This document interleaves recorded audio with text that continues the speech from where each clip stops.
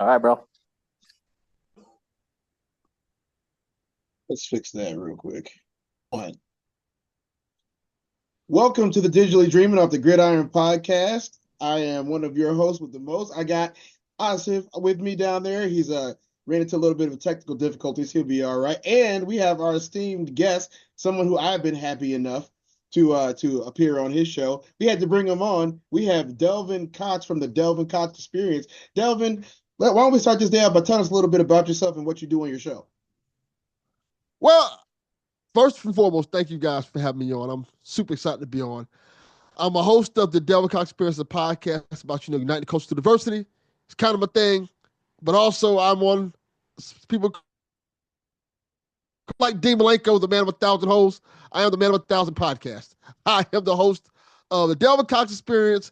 I also host multiple video game podcasts, including Play Some Video Games, which is kind of the pop culture relevant old guys yelling at the Sky podcast, talk about video games and stuff.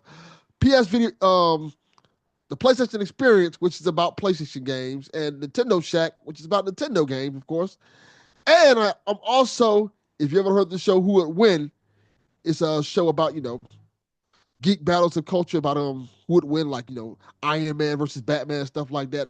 I'm a constant judge on that show, which is a kind of a cool thing. And also, last but not least, I am a voice actor in multiple projects, including one that is called Justice League Immortal, where I play John Stewart Green Lantern. That is very interesting. I love the John Stewart Green Lantern for obvious I do reasons. too. Yeah, that's my guy.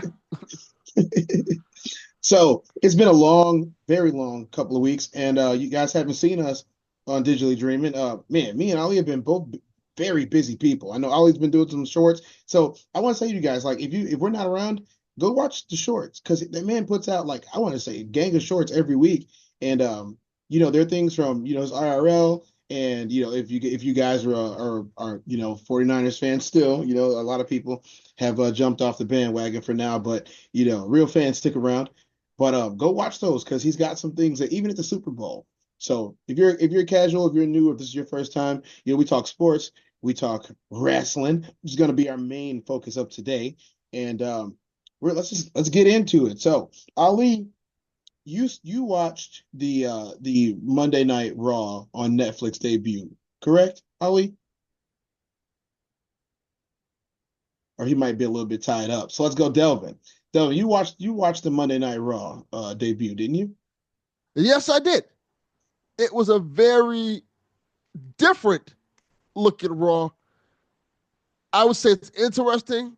It felt like, if we want to get to that part, it felt like a promo, a 3-hour promo to kind of introduce to the Netflix audience what to expect from Raw.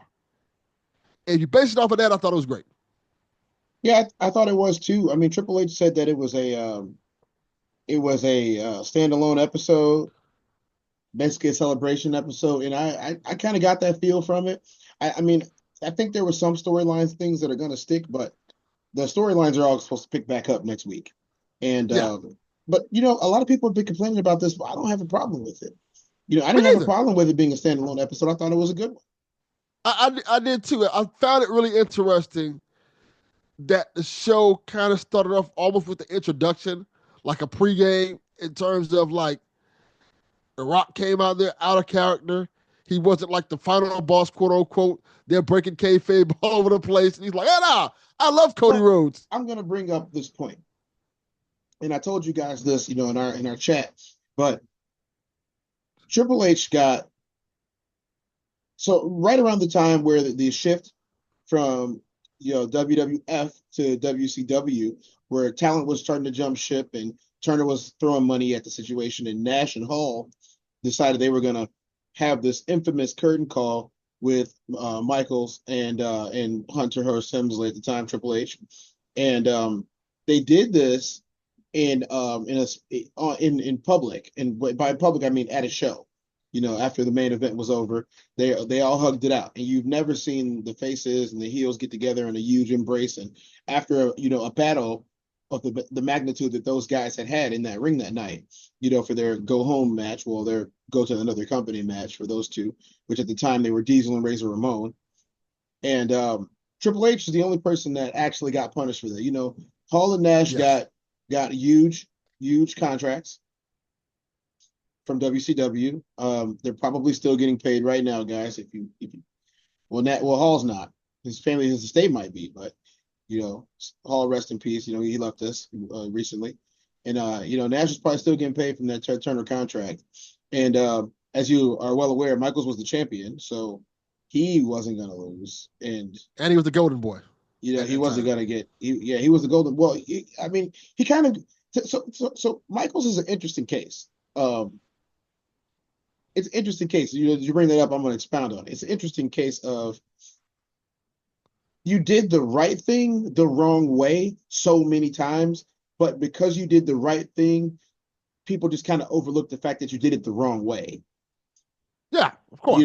And he made up for it in his later runs. The early 2000s runs that he had, he made up for it. He made up with the DX comedic run that him and good old H had. He made up for it. He made up for it with putting Taker where Taker deserves to be. Yeah. He made up for it by basically banning himself from ever holding the title again. He basically did that to punish himself for not being a good person. And that's something that a lot of people need to understand is Vince wanted to put that title belt on Shawn Michaels, I want to say as late as 2011. But it just wasn't going to happen. And he made sure of it. And a lot of people wouldn't have did that self-imposed, type of like penance on themselves. They would have given into the money. They would have given into the indulgence, and they would have given into being that guy, especially when they knew they could go the way that he could go until the end of his career. But going back, Triple H is the king of long-term storytelling right now, and he has been for the last 4 to 5 years. Yes.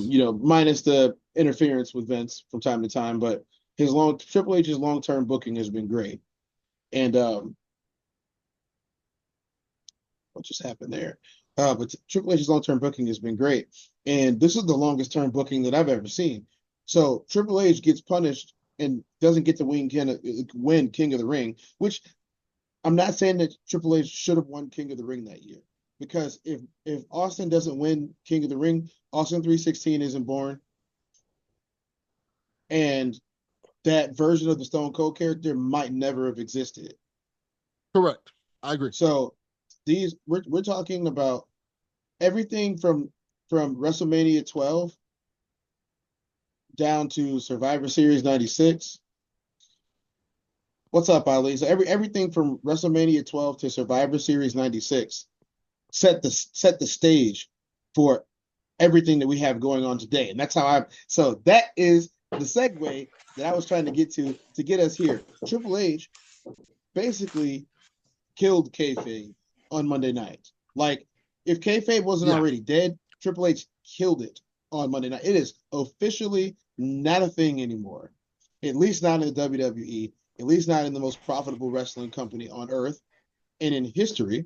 At least not there. And I think his press conference was the game changer. His press conference said, "Look, we're not insulting people's intelligence here. We want people to know who we are, what we do, so they can properly appreciate what we're doing, and two, so they can have the same escape.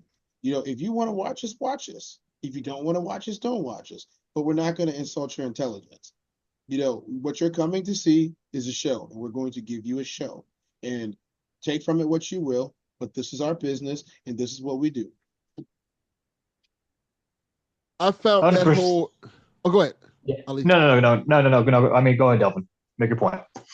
No, I was going to say I found that whole aspect of it interesting because, honestly speaking, not even bringing this company up, but that is one of the things AEW was supposed to be doing like year one.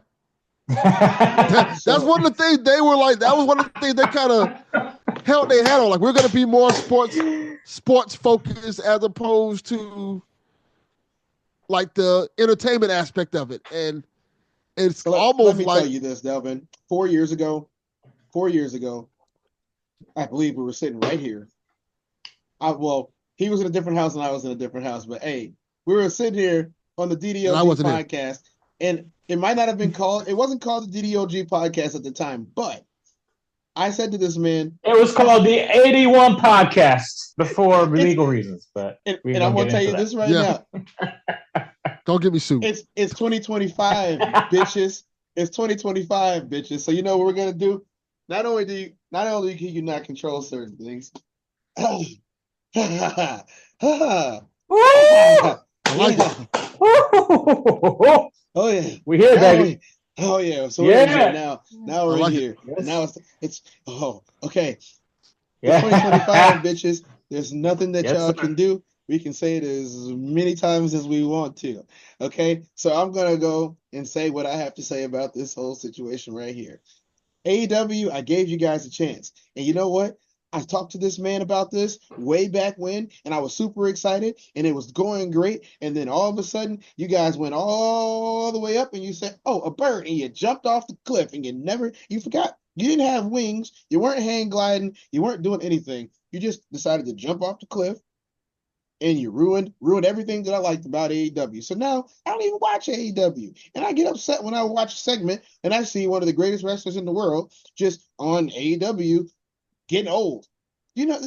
Like Jeff Jarrett? No, My man. My I man. am talking about My man. who was arguably at one point in time the greatest professional wrestler on earth. Not anymore, obviously, but he is the best bout machine, Kenny Omega. He's back, but and this is a sad thing about this, right? Both Kenny and the Bucks, had they signed with WWE when Triple H asked them to sign, then they would be. I would love to see a real Kenny Omega and Cody Rhodes feud over this title. Except now the stock in Kenny Omega has dropped so significantly among the wrestling aficionados, and not people that we're not doubting Kenny Omega's greatness.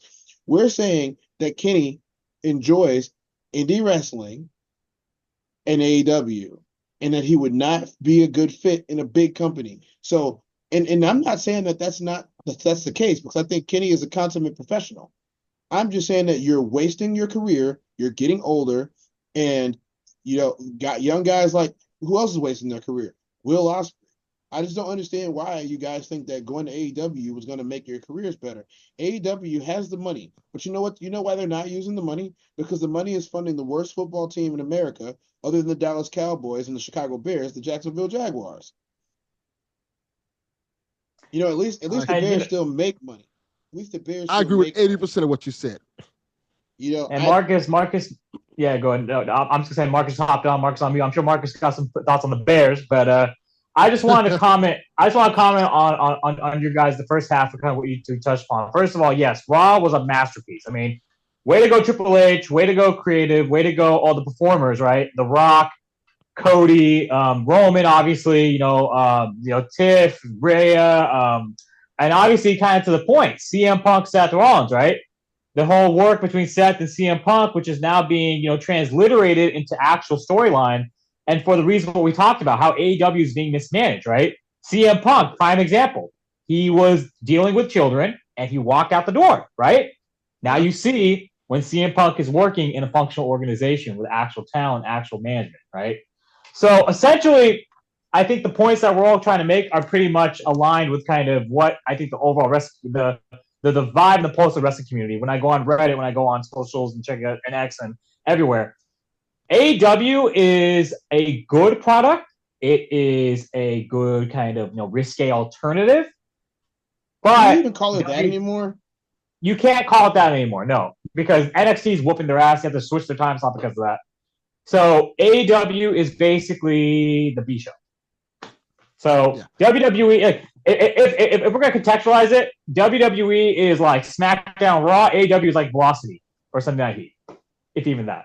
I think AEW, it reminds me a lot of that era where WCW was good, but they weren't good enough. Exactly. And what I mean by that is there was a time where WCW was anchored by like guys like Jericho, Benoit, Malenko, and everybody kept saying the same thing. Why aren't you promoting these guys more? You forgot the most important guy out of that list. Jeff Jarrett wasn't there yet. No, you forgot about that guy. And that guy was, can you dig it? Oh, Booker T. Sucker! Like without Booker, especially towards the end, there was no reason to watch WCW. I agree. 100%. In the same light, AEW's having that problem where they're having a problem with knowing who to push and how to push them and how to keep stories cohesive and going. And there's always been a problem for AEW. Only difference is, I said this a while back, not on this show because I was on the show back then. Y'all didn't have me on. I don't know why. You know, I just met Cortez not too long ago. But that's not an excuse, Cortez. But going in. Man. Why does every brother? And I blame Cortez as well. So I'm just every saying, brother bro, that Cortez comes has got on this all show, kind of opportunities he keep on falling on. So yeah.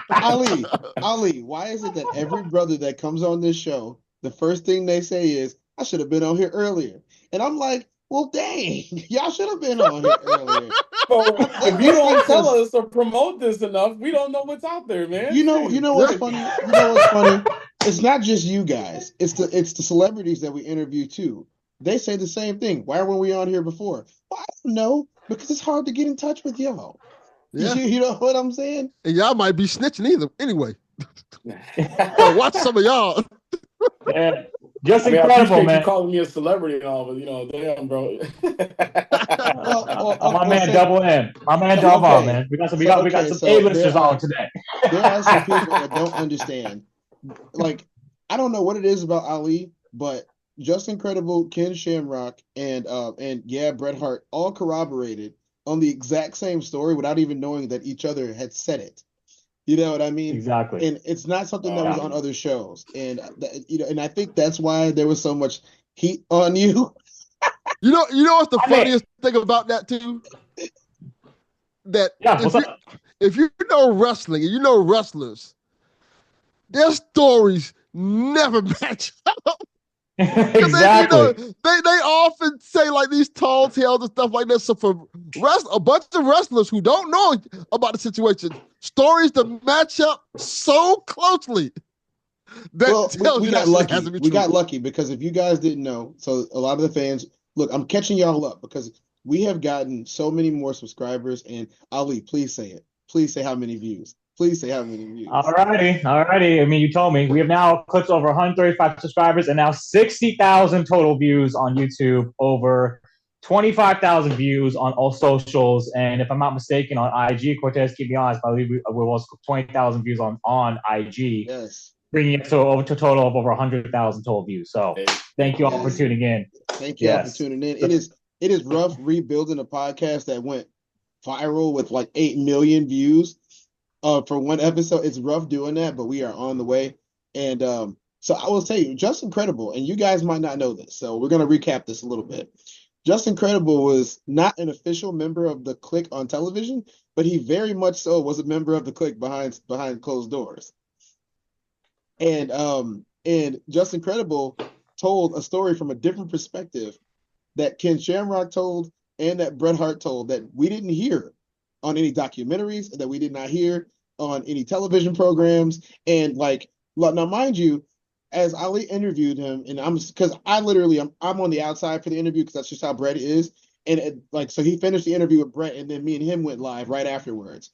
And I was just like, did he really just say that? Yeah. And like I had to take a second. I'm like, he didn't really just say that, did he? And so, I took it with a grain of salt until the very next day.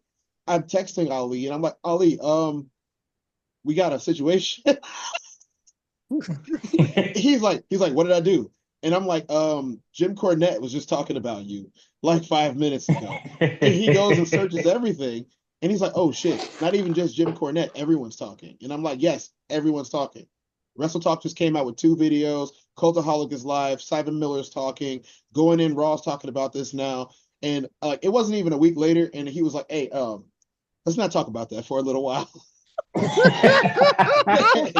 Let's not. Let's not talk about that for a little while. Like I put the Winged Eagle title out of my brain. I was just trying to forget that era ever happened. But so what was it like? About a year and a half later, 2 years later, Justin Credible comes on the show. Yeah, and we're just talking. We're all having a good time. I think it was one of those days where we all just kicked back and had like a bud together, or not a bud, a beer. I keep forgetting everybody's not from St. Louis, so yeah. There's certain things you can't say. Like in St. Louis, you say having a bud. That's just drinking a beer. You know what I'm saying? Because it's Anheuser-Busch. But but if you say having a bud, yeah, you having a bud pretty much everywhere else, California, and other places, that's not the same thing. So let me just go back and undox myself. Justin Credible starts talking about, he goes, we're all standing around, and Triple H goes, we're going to have to screw him. And I was like, what? I was like, what, Justin? And he's just like, he's like, it just made, it was the best for business. And I was like, you're friends with them. It's like, you're friends with them. Because I'm like, and I thought about it, and I was like, man, it actually made a lot of sense. I mean, it did, because when you think about it, if Brett's going to take this belt and go on WCW programming, because, anyone who lived through the Monday Night Wars knows how heated it was in tensions, right? Medusa, who was Alundra Blaze at the time, she took the Women's World title, went on WCW Monday Night Nitro in 1996 and dropped in a trash can, right? That was Vince's biggest fear, because WCW was whooping WWF at that time, WWF's ass, for 83 weeks in the ratings. And if Bret Hart had left and taken this belt and dropped on the trash can on Monday Nitro, I mean, that would have been the nail in the coffin for WWF, right? Well, so I don't think he would have dropped it in the trash can. I have a feeling that. But I mean, even if he didn't, even if he just showed up on Nitro with the belt, I mean, that was too big of a. I mean, that's the nail in the coffin. That's what he was going to do. I mean, that's what he said he wasn't, but I mean, that's what Justin said. Everyone else has said that Bret was going to take that title on WCW. And I'll tell you why. And I'm going to reiterate some of those same points and paraphrase this. WCW wanted their lick back from Ric Flair. And Ric Flair, because I don't know if everyone knows this, but Ric Flair took the World Championship when he was at WCW, left, and showed up on the next night. Well, not the next night, but the next show on WWF programming, proclaiming to be the real heavyweight champion. Yep. To the point of where Ted Turner had to sue Vince McMahon so that they would stop using this title and they would not have it appeared on television. So they came up with the Vegas Big Gold Belt. And if you've never seen the Vegas Big Gold Belt, it is the ugliest replica that I've ever seen. And there are people that do like the Vegas Big Gold, but the Vegas Big Gold is really ugly. And I'm glad that they got that whole thing situated. And that is why as soon as Vince acquired WCW, Triple H came running right back out with the Big Gold, because it was a sore spot in everybody's craw. We can blame the NWA. We can blame Ted Turner. The only person that we can't blame is Paul Heyman. Because Paul Heyman said all that was going to happen. He said, and Paul, I don't think Paul Heyman's ever wrong, to be honest. He might have been wrong about how he treated the guys at ECW, but that was money related. But as far as like story goes, I don't think Paul Heyman's ever wrong. He kind of just knows. That is true. I mean, he's proved it the last 5 years. He also ain't gonna pay your bread. No, he ain't gonna pay your bread. Yes, sir. Nah. I will gladly pay you for a match on Friday if you have the match today. I mean, that's what I used to call him. I mean, that's the Hamburglar right there. You know what I'm saying? He's like, hey, no, we talk about the Penguin, baby. That's the Penguin in the suit and the. He just needs the he just needs the schnoz. You know what I'm saying, like that. And y'all saw how he was wiggling and jiggling as Roman was gesturing to the crowd. You know what I'm saying? He was twerking. Yeah. Them hips. I ain't never seen them old ass hips move like that. Damn near 60 years old, and he can still hit his own line, motherfucker. Goddamn. Oh man, hey, real quick though, can we talk about how hilarious it was that Hulk Hogan was booed his entire time on Raw? Let's talk about it. Let's talk about it. Okay, let's go. Let's go into this one. Thing I've ever. It was the most hilarious thing I've ever seen. Yeah, okay, it was definitely the funniest. So but any person of color, listen to any person of color who was watching that show, they know what time it is, and anyone watching this knows what time it is. Okay, Hogan, you had that shit coming, bro. I don't go. Fuck, man. We're gonna go there because I wanted to bring this up. Mark Henry. Yeah. Mark Henry is, hilariously outspoken and always has been. Yes. If you know Mark Henry. Yeah. Mark Henry on the show, not our show, unfortunately, because I don't know what it is, but Mark Henry won't return my phone calls. But Mark Henry, he's under WWE Legends contract. He can't. Oh, that's why. That's why he can't. Yeah, okay, he can't. He doesn't return my phone calls either. Okay, so you know what? I'm going to retract that statement, and as soon as you're not under contract anymore, you can call me and we can talk. You know what I'm saying? I'm not as strong as you. No one is. So we're not going to go there. But look, this is how it works. Okay? Yeah. Mark Henry was talking about how Hulk Hogan should have known it was coming because what the real situation is, and I really think that this is the Hulk Hogan, you're not canceled because you supported Trump. You're not canceled because you ripped your shirt off at the Republican rally. What you are canceled for is the fact that you made some repugnant comments about African American and black men or whatever demographic or genetically African descendant people that you want to make about the men, and you never retracted the statement. And not only did you say that, you called us hard R's. You know what I'm saying? And you did this in an interview, like you were on Gawker, bro. Like you should have known this was going to come out. And then afterwards, you said, "Oh, well, I was a different person back then, bro." That was 15 minutes ago. And then he doubled down on it too. Yeah, it ain't like you did it. He did it like twice. Yeah, that was 15 minutes ago. So you find out your daughter has a black boyfriend. You find out that your ex-wife has a black boyfriend, and then you just go crazy on it. And then it happens to you twice.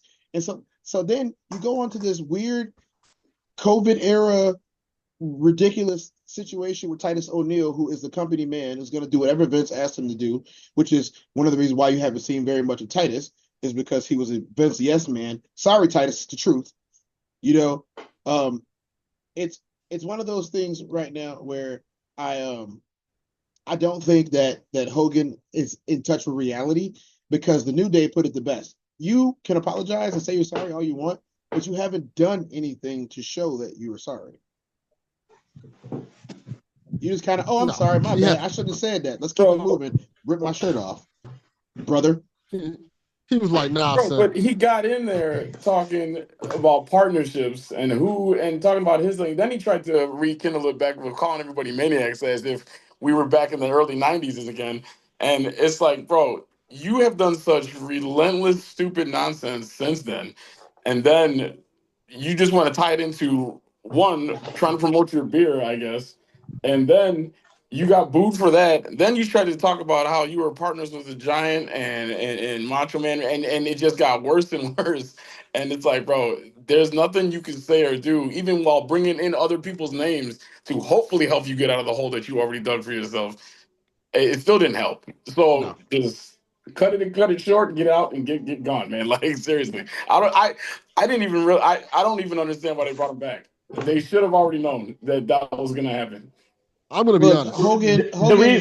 Hogan is friends with Triple H too, and it's not that he's best friends with Triple H. That's not the thing. It's that Hogan, whether you like it or not, there would not be a WWE or or maybe even wrestling if Hulkamania didn't take over in the 80s. Correct. And Hogan not only revitalized himself in the 90s, you know, especially during the Attitude Era, if he wouldn't have revitalized himself in the 90s and then again in the 2000s, then we might be having a different discussion today, or we might not even be talking about this at all.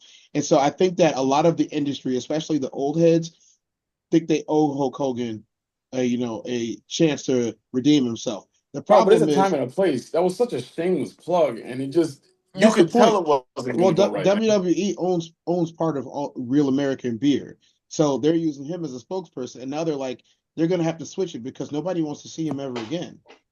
Actually, no. Here's the truth. The reason why they brought Hogan was because their first choice couldn't make it. And that man is none other than Stone Cold Steve Austin. Yeah, the reason why Stone Cold Austin owns part of it too. Right? Stone Cold, basically, it's a contract dispute. Stone Cold wants more money to basically make appearances because he basically has made his peace with wrestling ever since he had the match with Kevin Owens at WrestleMania 22. So essentially, if Austin was able to kind of answer the call, that's who they wanted. So they had to go to and he couldn't, right? So they went the B team. That's why they're bringing back Goldberg because Austin, the plans fell through. So Goldberg is basically the plan C. You're right. Hogan was a last minute addition, right? Exactly. Yes. Hogan's the last minute addition because no one else is calling his ass to go on podcasts or talk about anything or do anything because no one gives a fuck about Hogan's opinion at this point. You know what I mean? So at this point, yeah. What is the name of the beer again? Hear me out. Real American. This might be a little crazy thing to think. Why not just fucking use Cody Rhodes? I mean, nightmare. It would make sense. People love him. Wait, you can't use Cody Rhodes to sell beer. Why not? Why not? There's only one person who's a legend outside of Stone Cold Steve Austin that they can use, but he won't do it, and that's because of his substance abuse issues. And that is top 5 greatest wrestler to ever lace up his boots. Greatest wrestler. Kurt Angle? Yes. Absolutely. Yeah, Kurt Angle. I mean, he's 7 years sober now. But anyways, kind of back to the point. We have 6 minutes left. So I want to do time check. I think Raw was a hit. You know, I love those spots. Minus Hogan. I mean, get your old ass out of there. Yep. The only low part of the episode was Hogan. I agree. Yeah, all right, exactly. And I'm excited for the Royal Rumble. I'm excited for WrestleMania. We'll get more into that in the later episode. With the last 5 minutes, I want to talk about NFL real quick because the playoffs are around the corner. I gave you back close, by the way, so you can extend. I appreciate. Yeah, I got you. Appreciate that. No, so I want to talk about the playoffs. I also want to talk about some free agency, and obviously, so the Niners first and foremost have fired Nick Sorensen, their defensive coordinator. They want to bring him back as a special teams coach. They fired the special teams coach, who made the Niners dead last in special teams. So they're interviewing Robert Saleh for that DC position, and they have the 11th pick in the draft. I'm excited for these moves. Kyle's gonna have to get an offensive line. They're gonna pay Brock Purdy $60 million. They should not pay Brock Purdy $60 million. They're gonna pay Brock Purdy $60 million.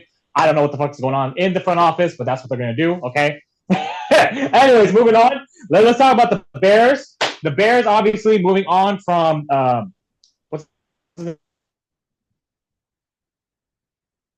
Mike McCarthy's name is floated.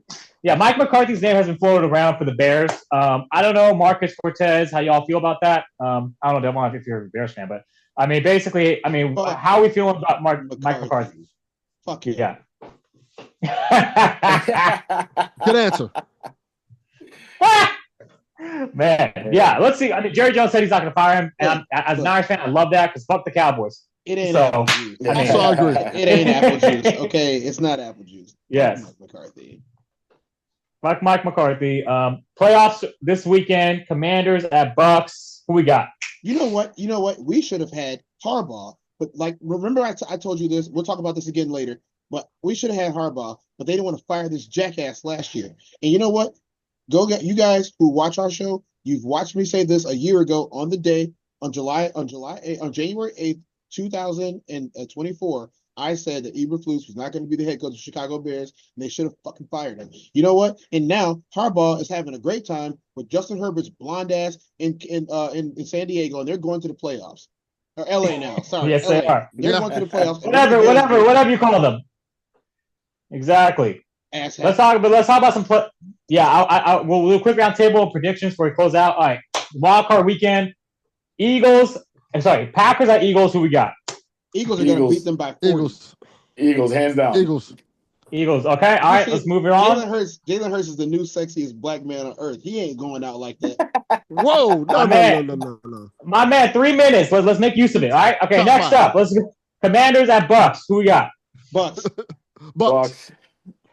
All righty. Next up, who do we got? What's that say? God damn, can't read that. Yeah, Notre Dame at Miami tonight. I'm kidding. Yeah, exactly. No. Oh, sorry. Yeah, Broncos at Bills. Who we got? Broncos are going to upset the Bills, man. Woo! I might go Bills on this one, man. I don't know. Yeah, I'm think on the Bills Bills. got it. Broncos are going to upset the 3-1. Bills. Broncos are going to upset the Bills. That man Bo Nix right there, he's channeling his inner Tim Tebow right now. He about to nix. He about to go nix to church? the Bills. That's what's going to happen? You're going to go to church and pray? He's going to nix the Bills. I'm making it a thing. I'm the first person to patent that, Ali. Nix the Bills. All righty. Last one for today before we end it. Vikings at Rams. Vikings. Yeah, I say Vikings, yeah. You know what? I'm going to go Rams. What the hell? Woo! Man, might as well. I don't know, honestly. Fuck the Rams. Now all day, but I mean, I won't be surprised. So I think we're split. NFC North to do well. So either way, Vikings or Lions, those are my teams. But Lions are going all the way. So I think the Lions are going all the way. So we got that out the way, right? We got 1 minute. Can we now focus, Delvin, on the fact that this man has an immaculate trophy room? That's just amazing. I appreciate y'all. Now let me go show the viewers what we got here. Obviously, you guys can take a look at that. Got Jordan right there. We got the Kings. We got Steve Young. We got Joe, Jerry. Obviously, got the belts. All the autographs, too, for the wrestlers. Just incredible, my man. Cody, The Rock. Brett personalized that to me. Thank you, Brett, if you're watching this. The motherfucker, before the icon, the piece of shit, whatever you want to call him, he's there. So, but anyways, yeah, no, we got everybody. So, anyways, y'all, thank y'all for tuning into the DDOG podcast. Follow us on Instagram at Coach Soul Reaper 24. Follow us on Spotify. Follow us on X. Y'all know Delvin Cox, the Delvin Cox Experience. My boy Marcus. We will be back on hopefully next week. Thank y'all. Enjoy this weekend playoff football. Peace.